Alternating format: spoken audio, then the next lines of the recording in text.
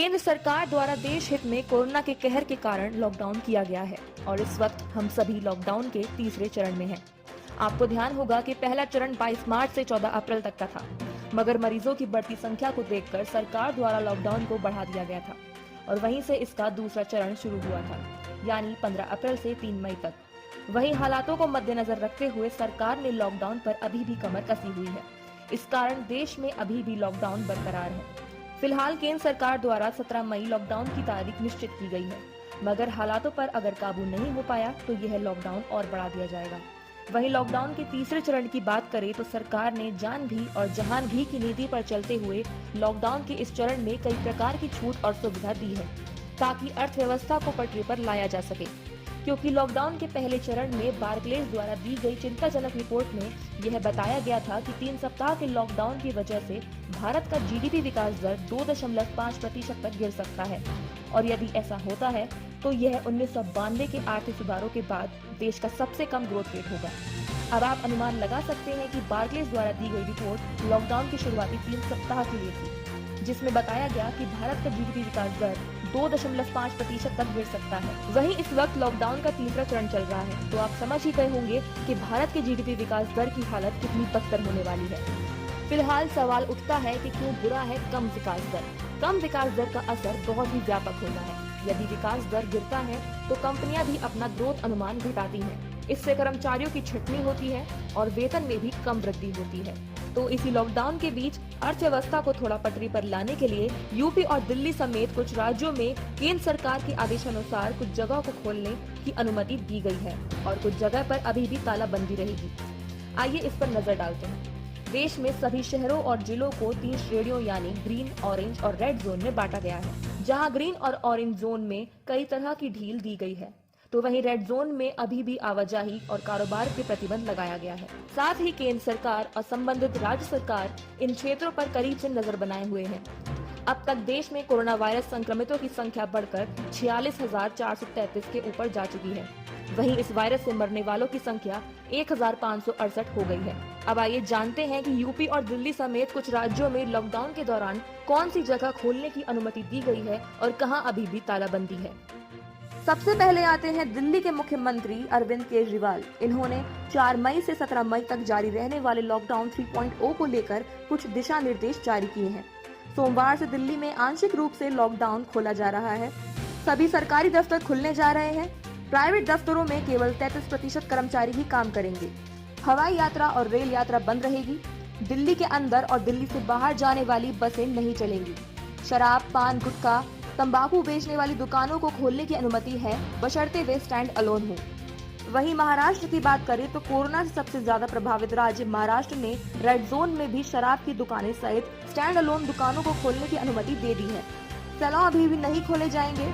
मालूम हो कि मॉल, प्लाजा और कंटेनमेंट जोन में भी दुकानें नहीं खोली जाएंगी, लेकिन जहां भी दुकानें खुलेंगी वहां सोशल डिस्टेंसिंग का पूरा पालन करना होगा और स्थानीय अधिकारी दुकानों को खोलने का टाइमिंग वहां की स्थिति के अनुसार तय करेंगे। 2 यात्रियों के साथ कैब की सुविधा भी होगी।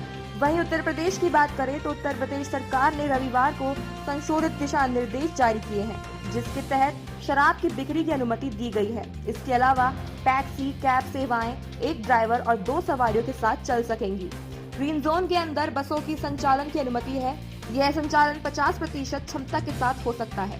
5 या 5 से अधिक लोग एकत्रित न हो, यह सुनिश्चित करना होगा। थूकने पर जुर्माना लगाया जाएगा। निजी कार्यालय 33% क्षमता से खुलेंगे। शेष को वर्क फ्रॉम होम ही करना होगा।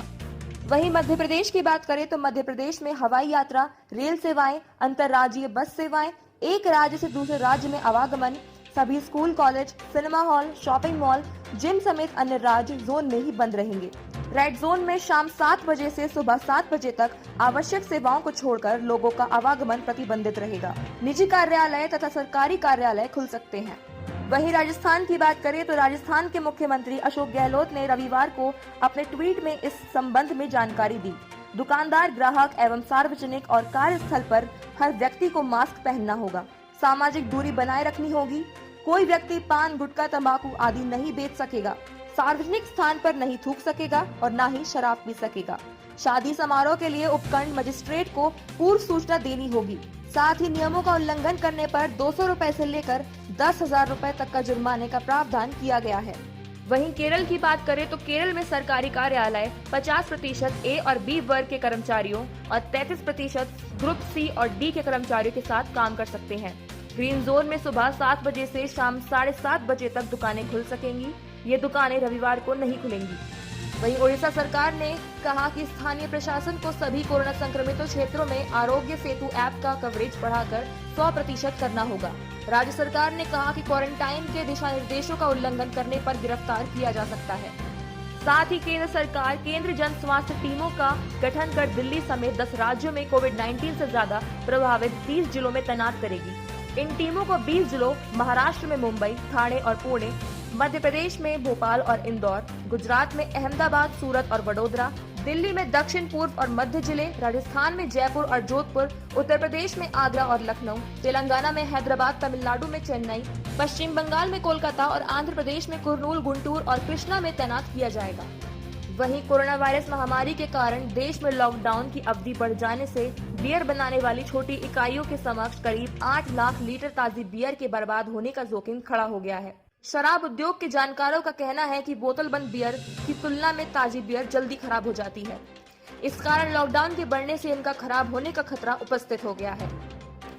कोरोना वायरस के संक्रमण को रोकने के लिए देश में 4 मई से लॉकडाउन 3.0 को शुरू कर दिया गया है, जिसमें कुछ दुकानों के खुलने की इजाजत के साथ साथ दूसरे राज्यों में फंसे प्रवासियों को उनके घर भेजने के लिए स्पेशल ट्रेन चलाने की व्यवस्था की शुरुआत कर दी गई है, जिसमें राज्य सरकार आपस में बात कर रेल मंत्रालय के साथ स्पेशल ट्रेन चलाने की सिफारिश कर सकती है। तो दोस्तों, ये था सरकार का काम। लॉकडाउन के चलते उन्होंने हमें राहत तो जरूर दी है, मगर याद रखें कि लॉकडाउन के पीछे की असली वजह क्या थी। जी हाँ, कोरोना वायरस। और ये अभी भी हमारे देश में है और रोज तेजी से फैल भी रहा है, मगर इसे देश से पूर्णतः रूप से निकालने के लिए हमें सरकार द्वारा दी गई छूट का एक लिमिट में ही इस्तेमाल करना है। हमें सोशल डिस्टेंसिंग का पालन करना है, मास्क जरूर लगाना है और सबसे महत्वपूर्ण, बेवजह घर से बाहर नहीं आना है, क्योंकि हमारी ही सुरक्षा के लिए रोज पुलिसकर्मी और डॉक्टर्स अपनी जान जोखिम में डालते हैं। इसलिए कहा भी जा रहा है कि स्टे होम, स्टे सेफ। उम्मीद है दोस्तों आपको ये वीडियो इन्फॉर्मेटिव लगी होगी। अगर हाँ, तो आप इसे शेयर कीजिए, साथ ही लाइक और कमेंट करके अपने व्यूज जरूर बताइए। चैनल को सब्सक्राइब करना ना भूलें। साइड में बेल आइकन है, आप उसे भी प्रेस करें ताकि आपको हमारी अपकमिंग वीडियोस की नोटिफिकेशन मिल सके। धन्यवाद।